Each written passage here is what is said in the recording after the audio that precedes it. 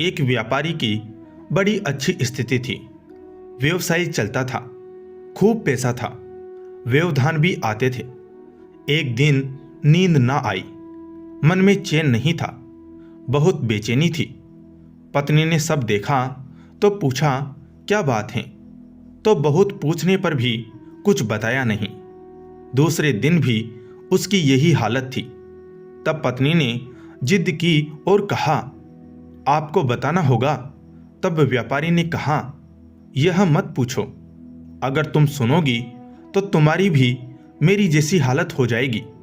परंतु पत्नी के विशेष आग्रह करने पर उसने कहा कि एक दिन मेरे मन में आया कि यदि सारा काम बंद हो जाए तो अपनी स्थिति क्या रहेगी।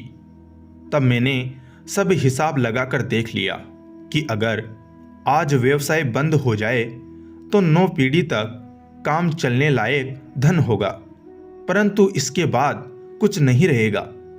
तब बच्चे क्या खाएंगे, फिर कैसे काम चलेगा?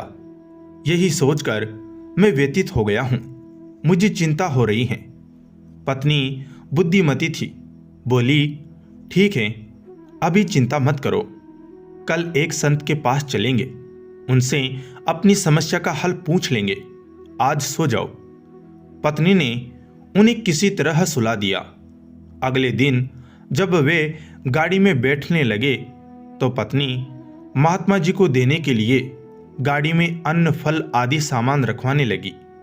यह देखकर पति ने कहा, यह क्यों रखवा रही हो? यह सब तो मैंने कल हिसाब में जोड़ा ही नहीं है। पत्नी ने कहा, रोज तो जाना नहीं है, बस आज ही ले चलना है। तो व्यापारी मान गया। संत के आश्रम में दोनों पहुंचे।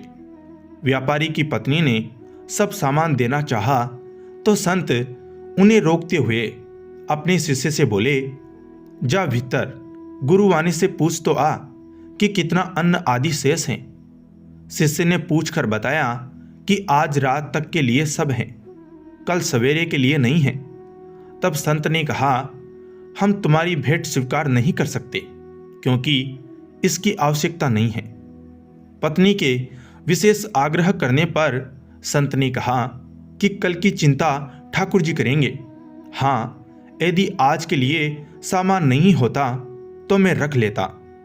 पत्नी से व्यापारी पति बोला, चलो अब चलते हैं, अभी आपने अपने प्रश्न का समाधान तो पूछा ही नहीं। व्यापारी ने कहा, अब उसकी जरूरत नहीं, मुझे उसका समाधान मिल गया है। संत को कल की चिंता नहीं और मुझे 9 पीढ़ी के आगे की चिंता हो रही है। प्रभु पर विश्वास नहीं होने पर ही ऐसा होता है।